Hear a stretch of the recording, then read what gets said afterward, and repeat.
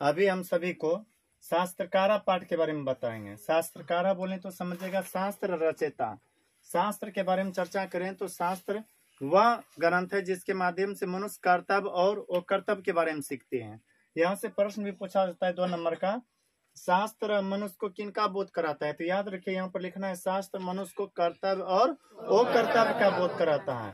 शास्त्र बहुत सारे होते हैं, रामायण है, महाभारत है, फिर वेद है, वेदांग है, पुराण है, बहुत शास्त्र है। तो ध्यान दीजिए, मुख्य रूप से यहाँ पर आपको समझना है, यदि वेद के बारे में चर्चा करें ना तो वेद 4 होते हैं, ऋग्वेद, सामवेद, यजुर्वेद और अथर्ववेद। सबसे पुराना अर्थात सबसे प्राचीन वेद है ऋग्वेद, जबकि सबसे बाद का वेद है अथर्ववेद। यदि ऋग्वेद के बारे में चर्चा करें तो ऋग्वेद की रचना लोमहर्ष तथा इनके पुत्र उग्र सर्वो ने किया है, और अथर्ववेद की रचना अथर्वा ऋषि ने किया है। अथर्ववेद की रचना किसने? अथर्वा ऋषि ने। अथर्वा ऋषि ने रचना किया अथर्ववेद का, और ऋग्वेद का रचना किया है लोमहर्ष तथा उनके पुत्र उग्र सर्वो ने।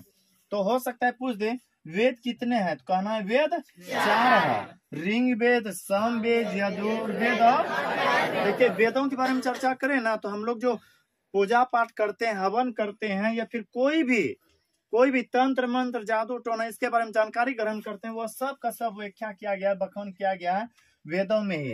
यदि तंत्र मंत्र जादू टोना वाला वेद के बारे में चर्चा करें ना तो वह अथर्ववेद है। अथर्ववेद को जादू टोना तंत्र मंत्र वाला भी वेद कहा जाता है।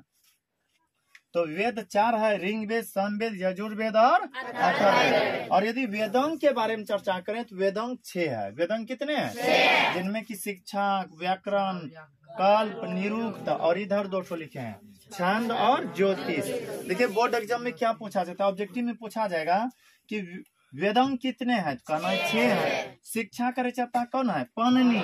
व्याकरण का रचयिता है पाणिनि। और कल्प के रचयिता 4 गो है, बोधायन, भरद्वाज, गौतम, वशिष्ठ। कारण यह कि सभी एक ही जगह पर रहते थे और सभी ने इसमें योगदान दिए हैं। किसको लिखने में? कल्प को। फिर निरुक्त के रचनाकार है महर्षि यास्क। फिर छंद को लिखा गया है पिंगल के द्वारा, और ज्योतिष को लगधर के द्वारा। ऑब्जेक्टिव पूछा जाता है, थोड़ा सा बोलेगा वेद कितने हैं? 4। वेदांग कितने हैं? थोड़ा सा देखिए, यह सब या तो आपको हर हालत में रखना ही पड़ेगा, करना ही पड़ेगा कि शिक्षा और व्याकरण को पाणिनि के द्वारा लिखा गया, कल्प को बोधायन, भरद्वाज, गौतम, वशिष्ठ के द्वारा लिखा गया है, निरुक्त को यास के द्वारा लिखा गया, छंद को पिंगल के द्वारा लिखा गया, और ज्योतिष को लगधर के द्वारा। तो ज्योतिष को किसने लिखा है? लगधर ने। थोड़ा चेंज कर दें, ज्योतिष को किसने लिखा है? लगधर ने। अब देखिए थोड़ा सा ट्रिक का यहाँ पर प्रयोग करते हैं, और ट्रिक का यदि आप सुन लिए तो पक्का याद हो जाएगा, और एक बार यदि याद कर लिए तो फिर कभी भी गलती नहीं होगा। तो ध्यान दीजिए, हमें यदि शिक्षा प्राप्त करना है तो व्याकरण को पढ़ना पड़ेगा। यदि हमें शिक्षा पाना है तो किसको पढ़ना पड़ेगा? थोड़ा आप लोगों को बोलना है, पूरा ट्रिक याद हो जाएगा। यदि शिक्षा को पाना हो तो किसको पढ़ना पड़ेगा? यदि शिक्षा को पाना हो तो किसको पढ़ना पड़ेगा? मतलब यदि शिक्षा का रचयिता पूछे तो पाणिनि, और व्याकरण के भी रचयिता पूछे तो पाणिनि। यहाँ पर आप लोगों को ट्रिक दे रहे हैं, यदि शिक्षा को पाना हो तो क्या पढ़ना पड़ेगा? व्याकरण प्रारंभिक पुस्तक होता है ना, चाहे हिंदी का हो या संस्कृत का हो या फिर इंग्लिश का हो। तो शिक्षा यदि पाना हो तो किसको पढ़ना पड़ेगा? अब यदि कोई आपसे पूछे शिक्षा का रचयिताकार कौन है? पाणिनि। और व्याकरण के रचनाकार कौन है? पाणिनि। यह दोनों याद हुआ? बोलेगा शिक्षा और व्याकरण के रचनाकार कौन है? अब के निरुक्त के रचनाकार है यास्क। आप लोग देखे होंगे जब कोई कहीं पर जाते हैं ना, जाने लगते हैं और आगे बढ़ जाते हैं तो उसे हम कहते हैं रुक। क्या कहते हैं? रुक। तो वह कहता है या। हम कहते हैं रुक तो वह क्या कहता है? या। उसी तरह से याद रखिएगा, निरुक्त यास्क।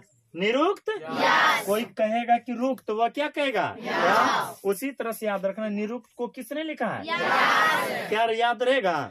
बोलिए, शिक्षा को पाना हो तो व्याकरण को पढ़ना पड़ेगा, मतलब दोनों के रचनाकार है कौन? निरुक्त के यास। निरुक्त के यास। अब देखिए ज्योतिष आग को कहते हैं, ज्योतिष किसको कहते हैं? तो वहीं पर आग लग जाता है ना, कहते हैं कि आग लग गया, बोलते हैं या नहीं? ज्योतिष का मतलब आग ही होता है, आग का पर्यायवाची है या ज्योतिष लगधर, ज्योतिष लग गया, लगधर, ज्योतिष लग गया क्या? पहले बोलेगा। शिक्षा के रचनाकार कौन है? और व्याकरण के, निरुक्त के, और ज्योतिष के, और कितना बचा है? 2 ना। देखिए एक ऐसे ही थोड़ा सा अलग सा लगेगा सुनने में, लेकिन कोई दिक्कत नहीं है।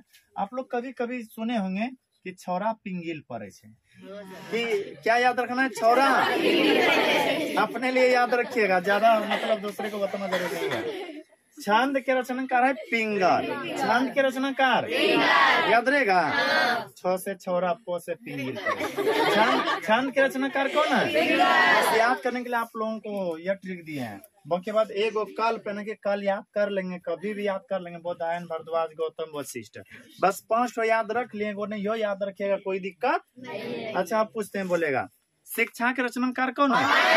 नहीं। और व्याकरण के, निरुक्त के, और ज्योतिष के, छंद के, छंद के, वेद 4 है। वेद कितने हैं?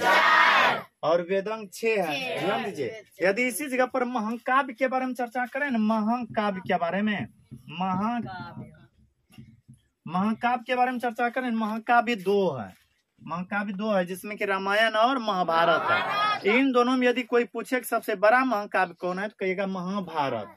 अब बोलेगा वेद कितने हैं? 4। वेदांग 6, महाकाव्य 2। ध्यान दीजिए, फिर से सुनिए। यदि कोई पूछे शास्त्र हमें क्या सिखाते हैं, तो कहिएगा शास्त्र मनुष्य को कर्तव्य और अकर्तव्य की बोध कराता है। शास्त्र मनुष्य को कर्तव्य और अकर्तव्य की बोध कराता है। अभी तक हम जितने भी मनुष्य को देख रहे हैं जो कि बहुत ऊंचाई तक पहुंचे, जो कि बहुत आगे बढ़े हैं, सभी मनुष्य संभवतः शास्त्र के ही माध्यम से बढ़े हैं, शास्त्र का ही अध्ययन किया। अब देखिए अलग अलग धर्मों में अलग अलग शास्त्र मिलेंगे। हम लोग हिंदू है तो हम लोग पढ़ते रामायण, महाभारत, वेद, वेदांग। अब कोई मुस्लिम है तो वो पढ़ेंगे कुरान, फिर यदि कोई ईसाई है तो वो पढ़ेंगे बाइबिल। तो उसी तरह से बहुत अलग अलग धर्मों में अलग अलग है। लेकिन याद रखिएगा, शास्त्र मनुष्य को कर्तव्य और वो कर्तव्य की बोध कराते हैं। क्या मनुष्य को करना चाहिए, क्या नहीं करना चाहिए, वह हमें सिखाता है कौन? फिर से बोलेगा। वेदांग के बारे में यदि चर्चा करें तो कहना कि वेदांग 6 है, वेद 4 है, और महाकाव्य 2 महाकाव्य में आ जाएगा आपका रामायण, और सबसे बड़ा महाकाव्य होता है महाभारत। एक बार फिर से बोलिए, वेदांग कितने हैं? शिक्षा के रचनाकार पौननी हो गए, व्याकरण के पौननी, फिर कल्प के बोधायन, भरद्वाज, गौतम, वशिष्ठ, 4 याद रखिएगा। निरुक्त के यास्क, और ज्योतिष के लगधर, तथा छंद के बस।